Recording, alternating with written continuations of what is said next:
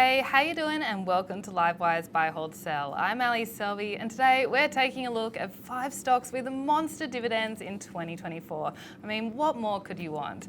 To do that, we're joined by Dr. Don Hamson from Plato Investment Management and Dr. Michael O'Neill from IML. Thanks so much for joining us today. Very excited to have 2 dividend doctors on the show.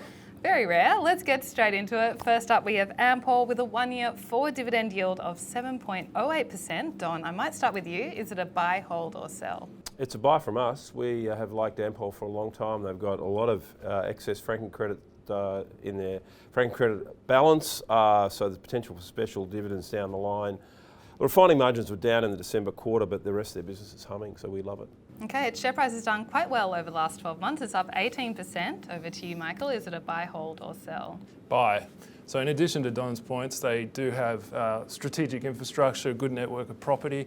If you think about refining margins in what people consider a sunset industry, the demand for refining is falling a lot slower than the removal of capacity. So margins should hold up. And in the meantime, we quite like their strategy for generating more revenue from non-fuel retail. Okay, next up we have Bendigo and Adelaide Bank with a 1-year forward dividend yield of 6.34%. Michael, staying with you, is it a buy, hold or sell? It's a hold. Attractive dividend, fully franked.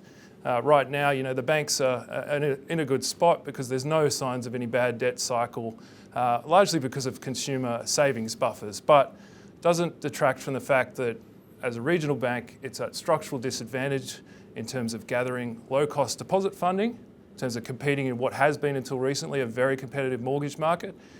And in banking, scale is key in investing in simplification programs, digital, and also meeting the regulatory hurdle for cyber and fraud, which is ever increasing. Its share price has recovered around 14% since the middle of November, recovering much of the losses it made in 2023. Don, will 2024 be a better year for Bendigo Bank, and is it a buy, hold or sell?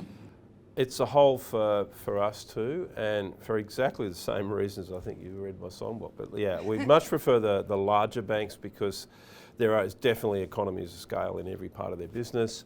Or even Macquarie's done very well in that market because they've cherry-picked the high net worth people, etc. And yeah, the regionals are going to struggle, I think. So yeah, the yield's not bad, but it still doesn't stand up to a couple of the bigger guys. You can get them on the 7 or 8% yield. So very much a hold for us. Okay, we're going to talk about a stock now with a yield over 7%. It's Atlas Arteria. It has a 1-year forward yield of 7.38%. Don, is that one a buy, hold or sell? That's a sell for us. I mean, on every criteria we have value and outlook, etc. They still haven't seen all the impacts of higher interest rates come through. Yeah, no, it's definitely a sell from us. Okay, its share price has plummeted around 20% over the past 12 months. Is it a sell also for you, or a buy or a hold? It's a hold for us. Over 7% yield should be sustainable, certainly not growing for the reasons Don points out, and supported by predictable toll road revenues, although with one caveat, the road being built next to theirs, I-94, will come on and compete with their Chicago Skyway acquisition. They own 2/3 of that business.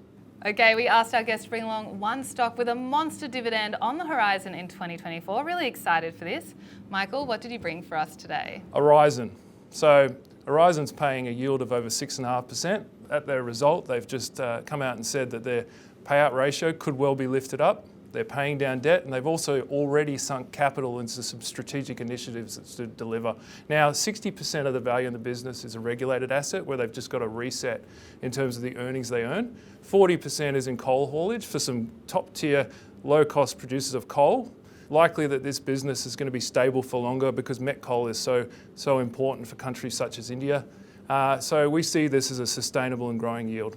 Okay, over to you, Don. You're the dividend doctor. What's your prescription for monster dividends in 2024? I'm pushing this stock because I think it's defied the critics who have been calling it down for the last two years as interest rates have risen, and it's a consumer discretionary stock, JB Hi-Fi. I could have picked Super Retail as well. They're both very similar. 7% yield is actually reported this week, better than expected results from the analysts, and still trading on about a 7% gross yield. So it's been a great performer for us over the last couple of years. Okay, well I hope you enjoyed that monster dividend special of buy, hold, sell as much as I did. If you did, why not give it a like? Remember to subscribe to our YouTube channel. We're adding so much great content just like this every single week.